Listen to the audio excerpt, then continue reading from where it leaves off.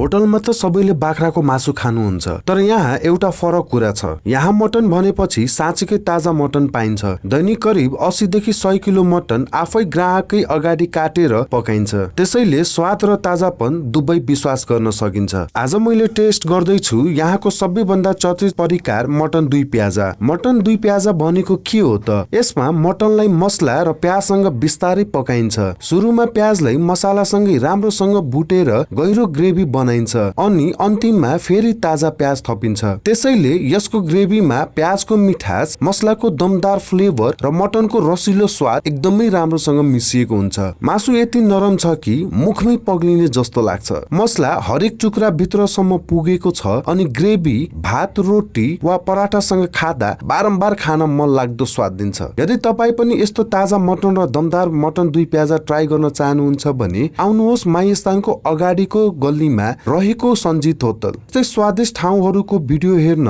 Follow गर्न नबिर्सिनुहोस्।